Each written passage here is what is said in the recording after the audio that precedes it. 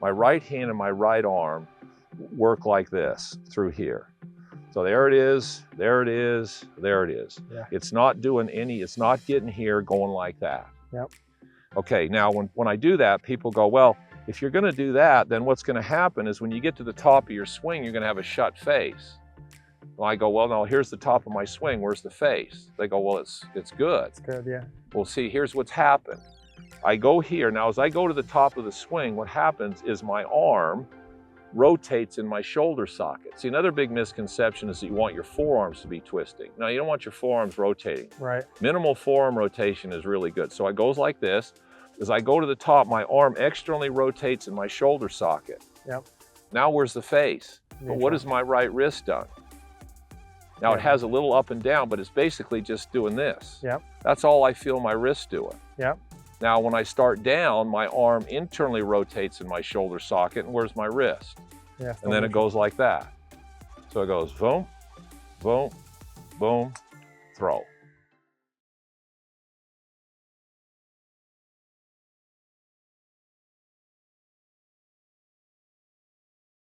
All right, Mike, so let's talk about the role of the right arm and right wrist in the swing. Okay. We've done a bunch of videos on right wrist, right arm, and I know you've done a bunch of videos on them.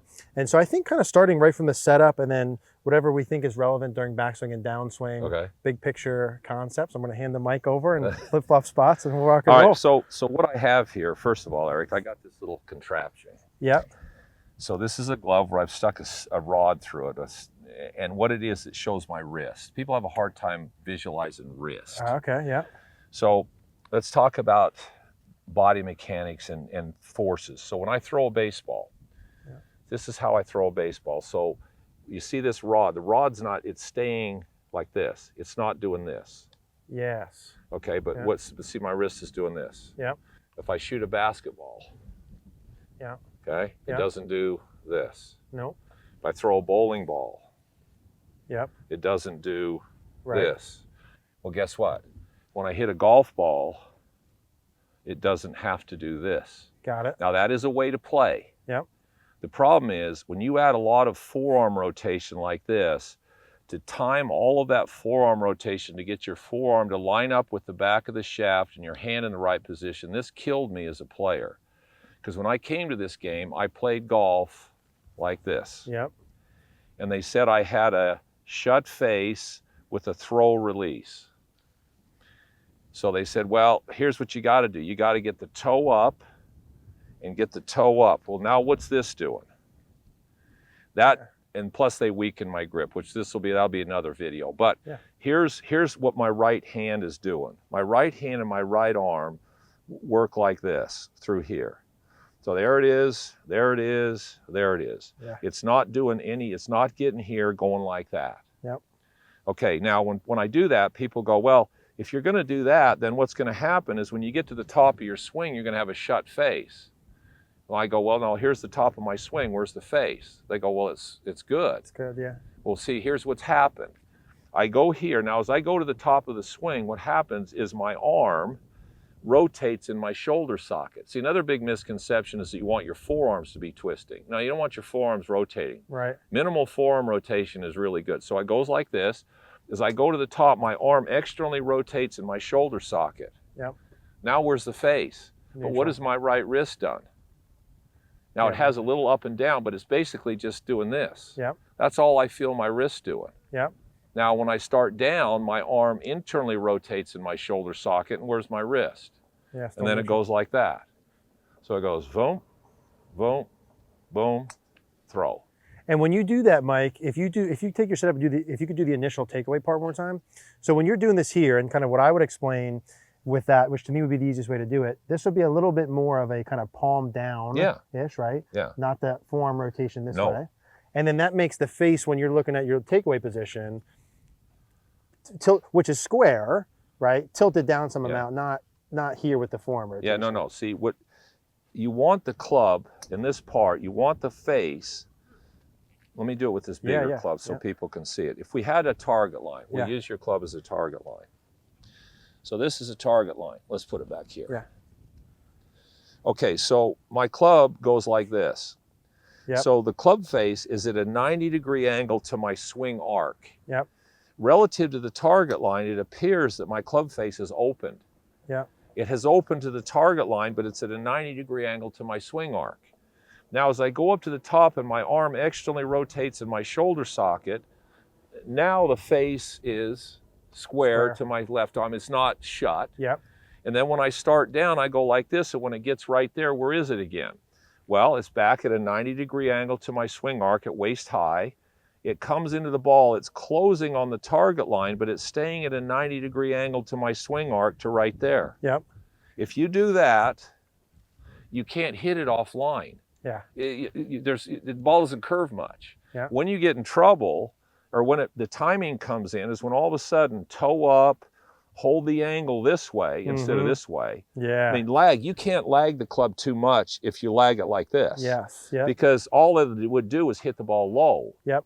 But if you lag the club this way with your palm here and you're late, I mean, you hit it right, left, everywhere. And I think two key checkpoints, because obviously the way that you're going to release the club has to do with where your club face is in space. No question. Right.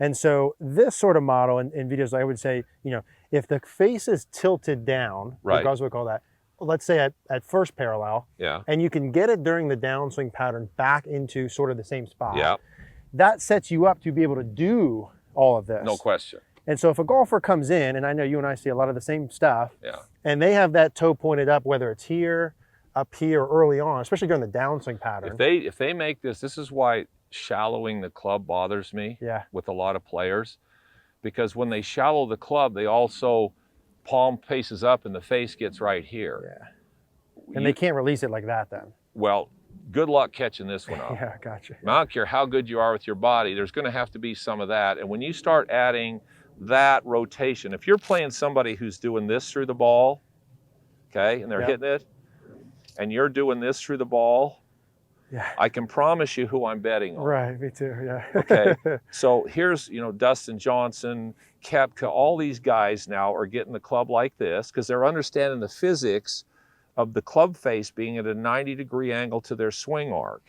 And their right hand now, they don't rotate it. They, for lack of a better term, they throw. Yep. Well, throw is where you have the most speed in your wrist. If I went to throw a ball and I tried to twist my arm as I threw it, it would slow this down. Yeah. And so good luck hitting me when you're doing that. So they're not doing anything that gets in the way of this action. Yeah. Because boom, that's where you have the most speed. Gotcha. So if I can create that, I got a lot of speed with no face rotation. And you and I, Mike, I want to hop in there for a second. Sure. I think two things I'd like to ask you about, okay, which are right along with the same things. I think as a checkpoint thing, right? Yeah. Something I used to always see before I get to the checkpoint thing, and I didn't know enough at the time, and I used to see it via grip, and it's still true. And your story about how you had a stronger grip and went to weak, I went through the same exact thing. I had a stronger grip pattern, and I had a release pattern that was exactly like you mentioned, because I had the face ready to do that. Yeah. I went into a weaker grip pattern, was taught into. I got toe up, and then I have a ton of roll. And I see that across the board. Younger players especially who never taught anything, who have stronger grips in particular, and have the face more tilted down via the grip. Yeah. The release patterns are awesome. Yeah. Right? And so I think when people come, obviously there's always prerequisites, all this stuff. Like you got to, there's a grip pattern that's in here. Right. But I think as a checkpoint, if someone has never heard this before, wants to have it more passive release style, having the club face tilted down kind of when it's parallel to the ground would be an excellent checkpoint that you mentioned. And then as I'm starting to work back down, getting it back into that same tilted down. That's exactly right. And starting with that to get that. And if I were going to practice that, Mike, and I came in and we were doing a lesson, let's say, and I had my toe up pattern, which I've had, are you starting off with someone like what I would do? I'm kind of like feeling this, coming back, feeling that back down, and starting to hit some little shorties. I'm going to make sure first that your lead arm grip is neutral for yours so your joints line up so you don't have to twist. Gotcha. I'm going to start, if you've got a lot of twist in the face, the first thing I'm going to check is to see if this left hand grip matches how your joints line up, which is another thing a lot of people don't understand in golf. Yeah. How your joints line up under force, because this arm's role should be to stabilize and square the face. This arm's role should be to pressure the shaft and accelerate the club head. Gotcha. But if all of a sudden your grip's weak in this hand for your joints, and you pull and your hand goes this way, well, now the face is open, so this arm's roll now has to be to try to twist to catch it up. That's a beautiful point. Okay, so I would start with grip, make sure your grip fits you. Okay. And then I would start with, once your grip's right, Yep. Okay, put your right hand on there. Then I'd have you, we gotta get this off now. So now what I would do is I'd say, okay, here's what we're gonna do. You take the club back to right there. You just stop right there. We got a ball and a tee. Yep. Then I'd have you from there, just take your right hand, just hit the ball and release it like that. And just hit a chip shot from that position, from right there. Now just hit it forward. Just do that and feel how your hands work to hit it from there. Like if you put someone in an athletic situation where they have the face here and the target's there, and I need to learn, and we didn't even tell them anything about what to do through here, but they were in this position, that's the way they would need to release it to hit a ball straight. It's not like you're asking them to do anything more than this is what it is. Right. Versus, hey, now go and release it. Well, you're going to go this way. Well, that's the biggest reason people cast. Yeah. Weak grip with an open face, and they're trying to catch the face up, and they think this is going to catch it up. That's what we did a couple of videos about the right hand. It got to the point where I'm saying, listen, as a feel-wise, face here, I like people to start to get the face pointed towards the camera. No question. And then even as I'm starting to work back down. Yes. And because from that position there, if I have any kind of eye-hand coordination to hit at a target, my release pattern, all that. See, most all these guys on tour, if they have weak grips and they open the face, take a hold of it. If they have fairly weak grips and they get the face open, the first move they make down out of the top is they go like that with their wrists. They don't go like this. No. Because there isn't anybody who's any good who has the face right there at that point. No. There's a few that are about right here. The majority of guys now are right here. Yep. Exactly. So your right hand, here's what your right hand. So this is another thing I get people to do. I take their fingers like this. Yeah. I say, here's what my right hand does. It goes up here.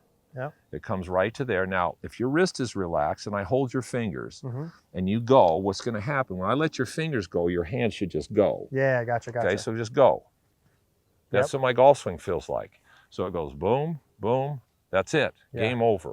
So the hand action, there's two hand actions. One, your hands are working more this way. Yep. And the other, your hands and arms are working more this way. And what would you say is the primary thing that leads to that dictates which one? Well, this is more efficient for sure. Yeah. But the industry has been forever, it's been open and close the face. Exactly. Yeah. So that's what everybody thought it was. Now, I didn't know that when I started, so I had this grip with the face there, with the face going here, and I hit it and it drew a little bit and I beat everybody. Right. And then as soon as they weakened my grip and got me doing this, I mean, I'd hit some good shots, but occasionally I'd make a swing and hit and I'd look up and the ball's going freaking sideways. Yeah.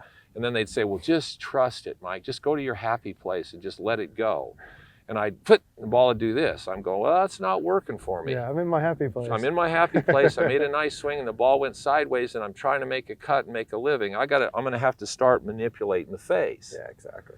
And then as I started to manipulate the face, then my hands were good enough that wherever the club was, I could kind of figure out how to get it back through the ball and get it in front of me. But I couldn't go at high speeds. Because at high speeds, I lost control of the face. So how could you not, right? Well, there's too much twisting. Yeah, exactly. So it becomes, you want to play golf this way, which is doable, or do you want to play this way?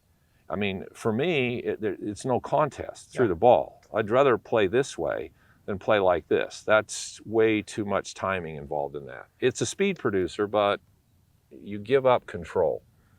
Beautiful. I think get the club face in order. Yes. Match the release pattern or hand action to it. Yeah. I'm going to work on that.